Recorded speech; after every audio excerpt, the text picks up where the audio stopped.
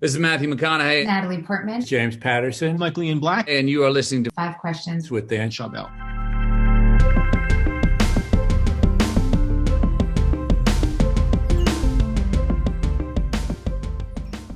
Phil, welcome to Five Questions. Happy to be here.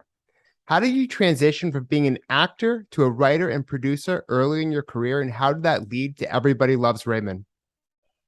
Well, I was a very big star in high school and in college. And when I moved into New York, I found that they hadn't heard that I was a big star in high school and college. And I used to eat tuna fish for dinner as an actor. And when I became a writer, I could eat whatever I wanted.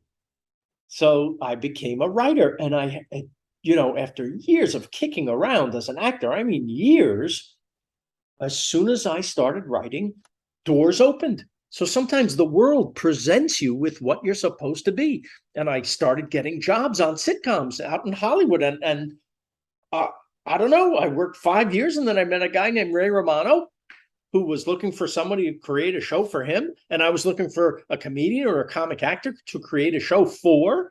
And that's how that happened. Yeah, it's funny how you set out to do one thing and then a set of circumstances kind of moves you in another direction. Sometimes life presents you with what you're supposed to be. What have you learned about yourself and the world we live in while observing global cultures for your show? Oh, well, the greatest thing about travel is that it literally changes your perspective, right? So I'll give you an example. My first trip to Paris, I was 23. I'd never been out of the country. I'd never been anywhere. So Paris was the first stop. 23 years old, I'm walking around, I'm marveling at how gorgeous everything is. Look at the trees. Look at the trees on the streets, on the sidewalks. Can you believe it?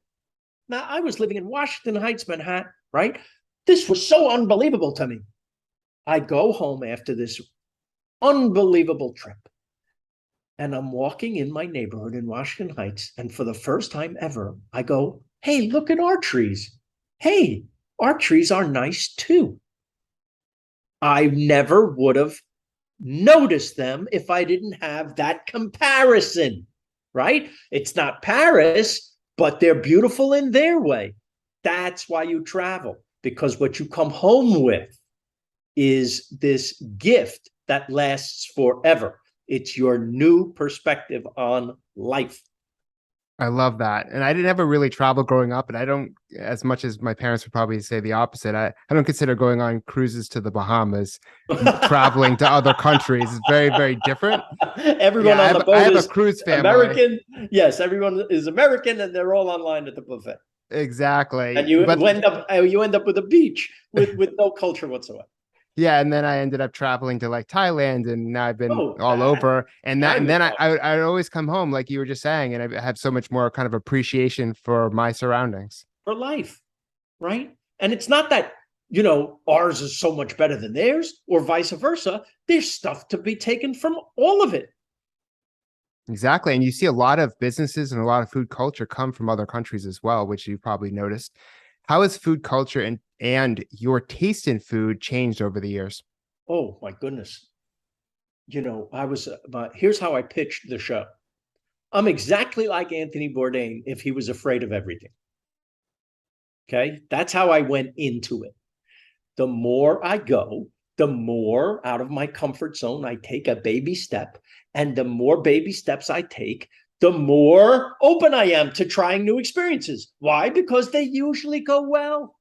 That's the message. You don't have to be so afraid. If you just take that tiny step out of your comfort zone, that's where the fun is. That's where the excitement is. That's where the learning is. That's where the beauty is. So that's what I do. And now, I'm certainly not Bourdain, but I am more evolved than I used to be. You're you, an evolved version of you. That's what travel does. That's what meeting new people does. Absolutely. And in what ways have you been an activist for voting and anti-corruption outside of your entertainment career? Oh, I give whatever I can. I do whatever I can. I try to stay informed. I think we're as informed now as we've ever been. Some of us are misinformed, but there's so much information to be gathered if you are interested. And I would say to my friends out there, Get interested. It affects you. It affects your children. It affects your family. It affects your life. It affects our lives. It's all connected. We're all connected, and we all need each other. Doesn't matter if we're here or in Iran or on the other side of the world. It doesn't matter. We're all interconnected. Yeah, and I think we've learned that over the years too, of like how interconnected we are. Like if the dollar takes a hit, the euro takes a hit, that affects us. And like Yes. what's going on in terms of wars, that affects us as well. There's just so much. Or if one country's a mass polluter, you see what happens to the climate. Yeah, so I definitely appreciate the fact that, aside from everything that you've done and still do, you're also an activist and you see these issues and use your platform for good. You have to use your powers for good. It's what I tell the kids. And what's your best piece of career advice? I'll tell you, it's the best advice I ever got. Do the show you want to do, because in the end, they're going to cancel you anyway. It makes perfect sense. Yeah. I mean, it goes back to what you were saying earlier on. It's like, you got to be yourself. Don't be the next Bourdain, be the next you and evolve that version of you. It's actually a philosophy of life. We all get canceled one day, right? So exactly. The show doesn't go on forever, and that's showbiz. Do the show you want to do. I love it. Well, that's great advice. And thank you so much for being on the show. My pleasure.